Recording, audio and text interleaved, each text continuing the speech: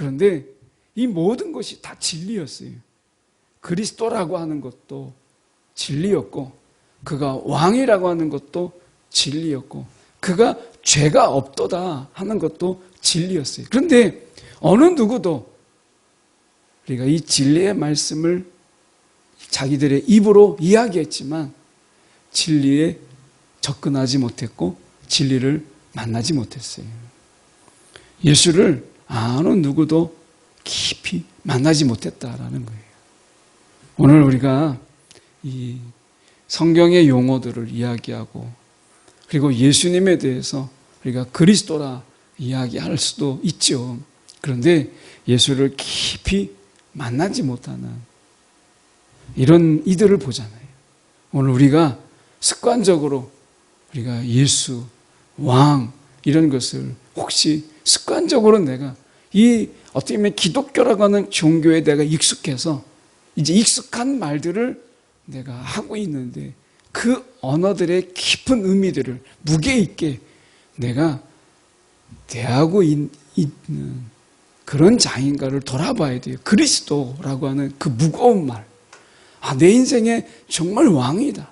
함부로 쓸 수 없는 내 인생의 왕이다. 예수, 나의 진정한 구원자이다. 라고 하는 이런 무게 있는 말들로 우리가 고백함으로 사용하고 있는지. 누가복음 23장 1절에서 5절까지 말씀 성경으로 보실 분들은 신약성경 137쪽의 말씀입니다. 1절로 5절 제가 봉독해 올립니다. 무리가 다 일어나 예수를 빌라도에게 끌고 가서 고발하여 이르되 우리가 이 사람을 보매 우리 백성을 미혹하고 가이사에게 세금 바치는 것을 금하며 자칭 왕 그리스도라 하더이다 하니 빌라도가 예수께 물어 이르되 내가 유대인의 왕이냐 대답하여 이르시되 내 말이 옳도다. 빌라도가 대제사장들과 무리에게 이르되 내가 보니 이 사람에게 죄가 없도다 하니 무리가 더욱 강하게 말하되 그가 온 유대에서 가르치고 갈릴리에서부터 시작하여 여기까지 와서 백성을 소동하게 하나이다. 아멘. 오늘 이 말씀 가지고 죄가 없기에 죄인이 되신 예수라는 제목으로 함께 말씀을 나누길 원합니다. 오늘 본문 속에서 1절에 보면 나오는 한 인물이 있죠. 빌라도라고 하는 인물입니다. 이 빌라도라고 하는 인물은 우리가 알다시피 총독이죠. 빌라도는 우리가 좀 생각해 볼 필요가 있는데 이 빌라도 앞에서 예수님이 이제 재판을 받으시고 하는 이런 부분 속에서 빌라도가 굉장히 의미 있는 몇 가지 말들을 합니다.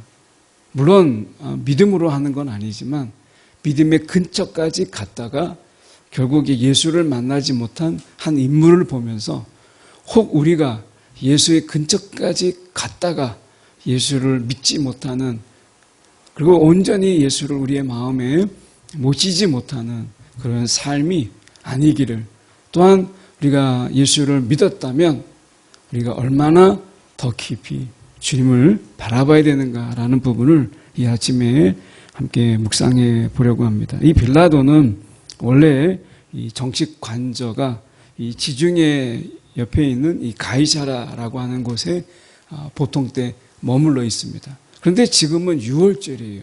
예수님께서 유월절에 어린 양으로 죽으셨기 때문에 이게 유월절인데 유월절에는 이제 이스라엘이 3대 절기 중에 하나이기 때문에 많은 사람들이 이 예루살렘에 오게 됩니다. 그래서 지중해에 있는 그 가이사랴에 있다가 이제 예루살렘의 임시 거처에 체류하고 있는 어떻게 보면 머물고 있는 중이죠. 그래서 질서와 치안을 담당하고 있는 것이 이 총독의 가장 중요한 부분이었기 때문에 그래서 이 6월절에 많은 사람들이 예루살렘에 오기 때문에 이 빌라도가 지금은 예루살렘에 머물러 있는 거예요. 그래서 이 빌라도가 지금 이제 총독으로 와 있는 거죠.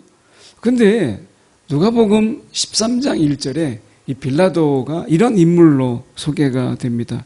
바로 그때에 몇몇 사람이 와서 빌라도가 갈릴리 사람들을 학살해서 그 피를 그들이 바치려던 희생 제물에 섞었다. 그러니까 이 빌라도는 아주 잔인한 사람이에요.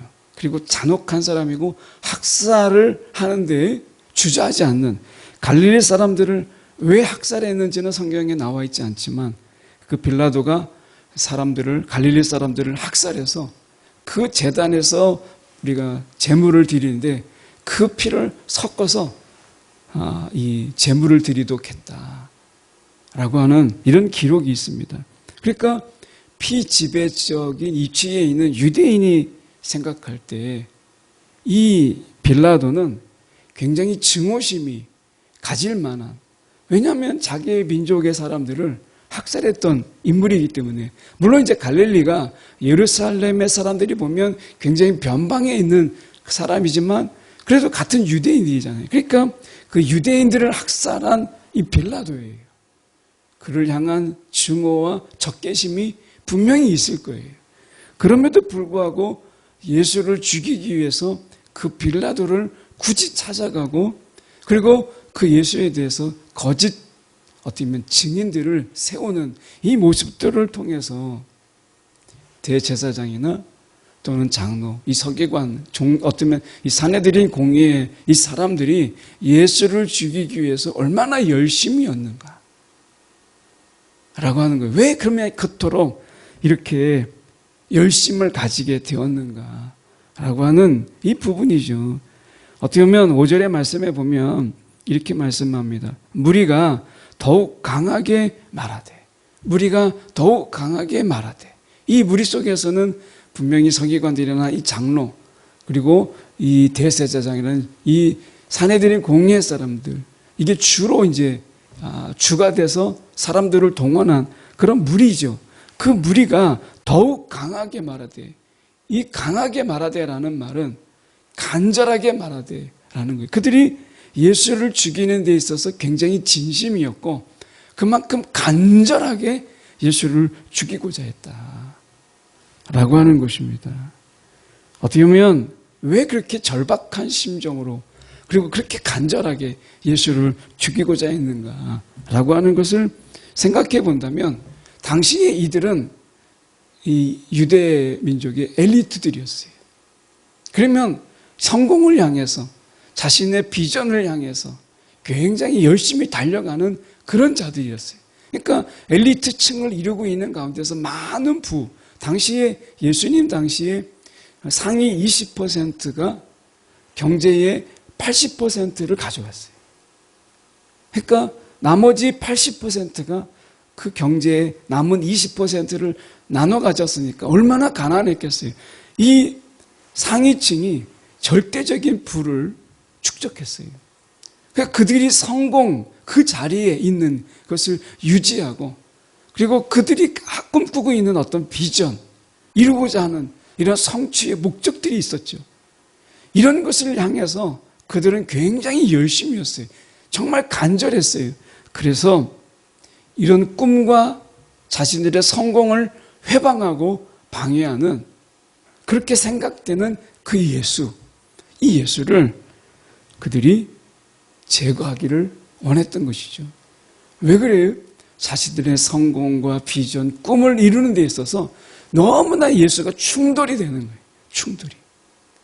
부유한 이 관리가, 굉장히 부유한 관리가 어떻게 하면 영생을 얻으리까?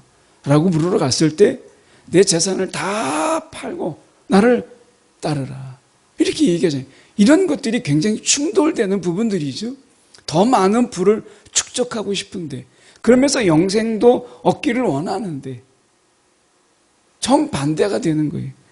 그래서 예수를 제거하기를 원했던 것이죠. 하나님의 꿈이 중요한 게 아니라 이스라엘 백성들을 다시 이제 하나님의 백성으로 회복시키려고 하는 이 하나님의 꿈, 보다 더 넓은 이방인까지 포함하는 영적 이스라엘 백성들을 이제 하나님의 온전한 백성으로, 하나님의 나라의 백성으로 삼으시려고 하는 하나님의 꿈이 있는데, 하나님의 꿈이 중요한 게 아니라 자신들의 꿈이 더 중요한 거예요. 이게 충돌하니까 내 꿈을 방해하는 자, 내 성공을 방해하는 자, 그가 예수라 할지라도 내 꿈을 포기하는 게 아니고 내 성공을 내려놓는 게 아니라 예수를 죽이는 걸 택한 것이죠. 그들이 이 부분에 대해서는 정말 간절했어요. 절박했어요.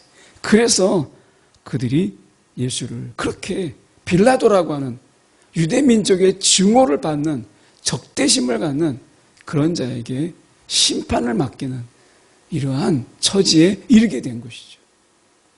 오늘 우리가 세상을 보면 성공이라고 하는 것 또는 자신의 꿈이라는 것 때문에 물불을 가리지 않는 어떤 수단과 방법을 가리지 않는 이런 잔인함이 있는 것을 보게 돼요. 혹시 우리가 이러한 성공과 자신의 꿈을 향해서 주님을 이용하고 있다가 주님이 그게 아니다라고 할 때 과연 우리는 내 꿈을 내려놓을 수 있는가라고 하는 이 부분이죠.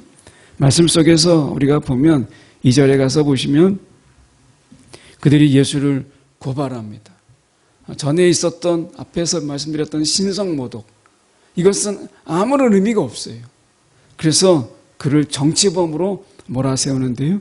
이렇게 몰아세웁니다. 고발하는 자들이 이야기할 때 우리 백성을 미혹해서 가이사에게 세금 바치는 것을 금하였다. 첫 번째가 세금을 바치지 못하도록 했다. 이건 완벽한 거짓말이죠. 예수님께서 가이사의 것은 가이사에게, 하나님의 것은 하나님에게 드려라. 이렇게 말씀했는데도 불구하고 그들은 이것을 속이고 백성들을 미혹해서 가이사에게 세금 바치는 것을 못하게 했다. 이렇게 거짓말을 했어요. 거짓 증거를, 우리가 거짓 증인을 내세운 거죠. 그리고 두 번째가 자칭 왕 그리스도라. 이 그리스도는 메시아예요. 메시아. 그들이 기다리는 것은 메시아였어요. 다윗의 자손으로 와서, 왕으로 와서 로마의 속박에서 벗어나서 이제 다윗의 영광, 그 이스라엘의 영광을 회복하는 메시아를 그들이 기다렸어요. 그래서 그들은 메시아, 곧 그리스도가 왕이라는 걸 알고 있었죠. 그런데 그들이 그 하나님의 말씀을 가지고 진리를 가지고 예수를 고발해요. 다시 말하면 가이사 외에는 왕이 있어서는 안 되는데 예수가 스스로가 왕이라고 이야기합니다. 그가 메시아라고 이야기합니다. 메시아, 그리스도 이런 말들은 빌라도에게 중요한 말이 아니었어요.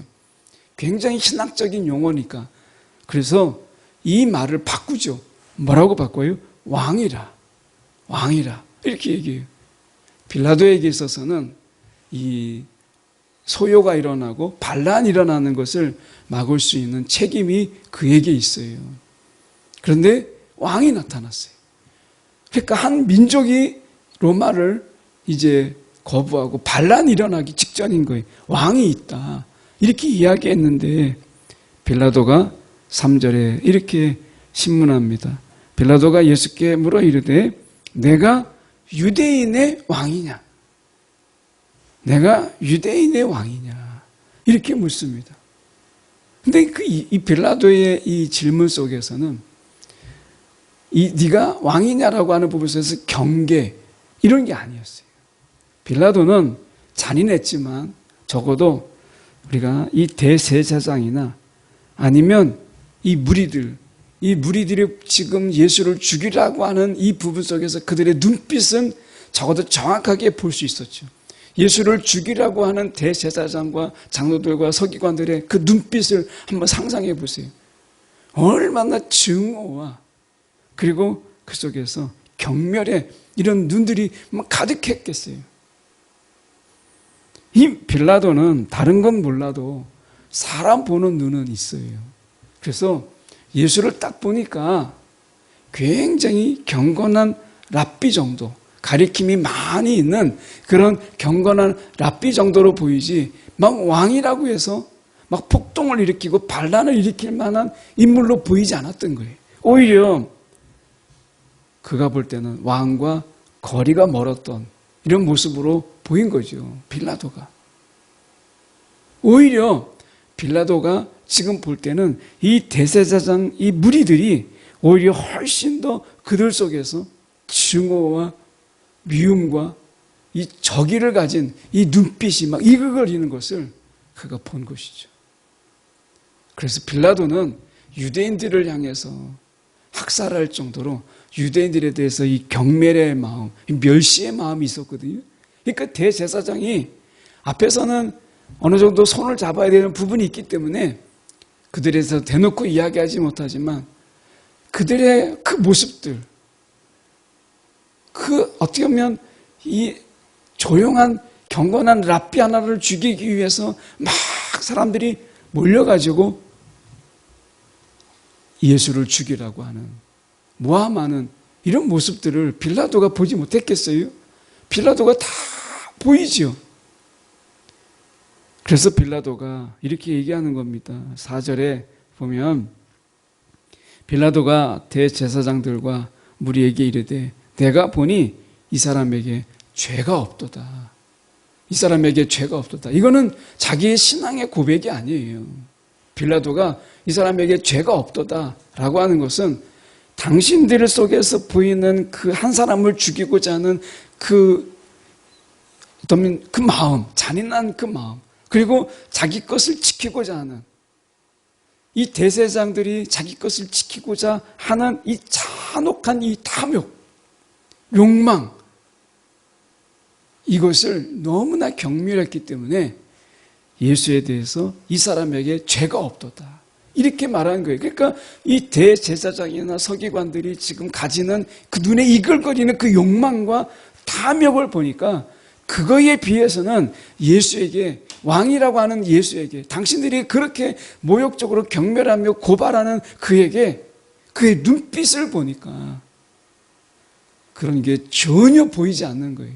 그래서 이 빌라도는 죄가 없도다 라고 말하고 있는 거죠.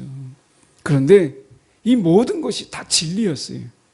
그리스도라고 하는 것도 진리였고, 그가 왕이라고 하는 것도 진리였고, 그가 죄가 없도다 하는 것도 진리였어요. 그런데 어느 누구도 우리가 이 진리의 말씀을 자기들의 입으로 이야기했지만 진리에 접근하지 못했고 진리를 만나지 못했어요. 예수를 아는 누구도 깊이 만나지 못했다라는 거예요. 오늘 우리가 이 성경의 용어들을 이야기하고 그리고 예수님에 대해서 우리가 그리스도라 이야기할 수도 있죠. 그런데 예수를 깊이 만나지 못하는 이런 이들을 보잖아요. 오늘 우리가 습관적으로 우리가 예수, 왕 이런 것을 혹시 습관적으로 내가 이 어떻게 보면 기독교라고 하는 종교에 내가 익숙해서 이제 익숙한 말들을 내가 하고 있는데 그 언어들의 깊은 의미들을 무게 있게 내가 대하고 있는 그런 자인가를 돌아봐야 돼요. 그리스도라고 하는 그 무거운 말. 아, 내 인생에 정말 왕이다. 함부로 쓸 수 없는 내 인생의 왕이다.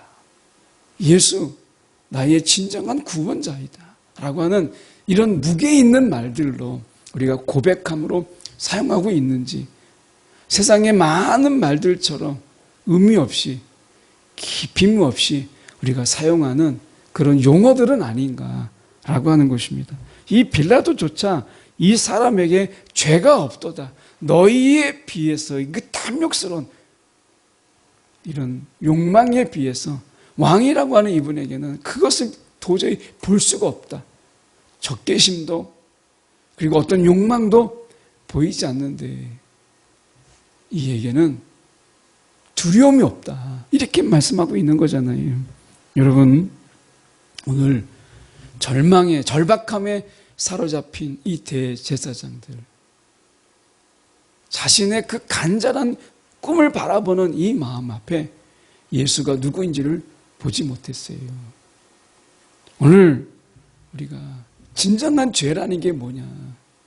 오늘 죄가 없도다라고 하면서도 자신의 죄를 발견하지 못한 이 빌라도, 우리가 무엇 때문에 이 죄가 없으신 예수 그리스도를 바라보면서 왜 자신의 죄를 바라보지 못했는가? 빌라도나 대제사장이나 그리고 많은 인물이들은 결국 자신의 성공과 자신의 비전과 꿈에 자신의 눈이 멀어서 예수가 죄가 없음을, 그리고 예수 앞에 서 있는 자신들이 얼마나 큰 죄인인가 라고 하는 것을 알지 못했어요. 베드로는 좀 달랐죠. 베드로가 다시 예수님께서 십자가에 이렇게 죽으실 때 다시 갈릴리 바다에 가서 고기를 잡아요. 예수님께서 그를 찾아갑니다. 그리고 예수를 다시 알아보고 내가 죄인입니다. 나를 떠나소서. 자기가 다시 한번 죄인인 것을 깨닫게 돼요. 예수를 만나면 내가 죄인인 것을 깨닫게 돼요. 근데 왜 빌라도는 예수가 죄 없음을 알면서 자신의 죄가 있음을 깨닫지 못했는가? 라고 하는 거죠. 오늘 예수 앞에서 그 죄 없으신 그분 앞에서 우리의 죄를 발견하는 게 얼마나 큰 은혜인가 라고 하는 거예요.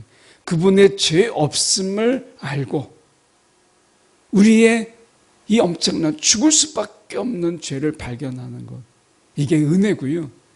또 하나는 죄가 없으신 그분이 죄인이 되셨다라고 하는 것, 죄가 없으신 그분이 우리의 죄로 인해서 죽으셨다라는 사실을 아는 것 또한 은혜지요. 오늘 우리가 예수를 보면서도, 죄 없으신 예수를 보면서도 자신의 죄를 발견하지 못한 이 빌라도가 비극인 거예요. 오늘 우리는 그렇지 아니하고 우리가 예수 앞에서 우리의 모습을 발견할 수 있는, 우리의 실체, 우리의 실존을 발견하는 것, 이것이야말로 은혜다라고 하는 것입니다. 오늘 고난주간 우리가 죄가 없으신 예수 앞에서 우리가 탐욕과 정욕과 이 세상을 향한 우리가 꿈, 소망 때문에 예수를 제대로 보지 못하는 어두운 눈으로 살아가지 않도록 우리를 불쌍히 여겨달라고 우리가 오늘 하루 저희가 주님 앞에 기도하는 저와 여러분 되기를 원합니다. 기도하겠습니다.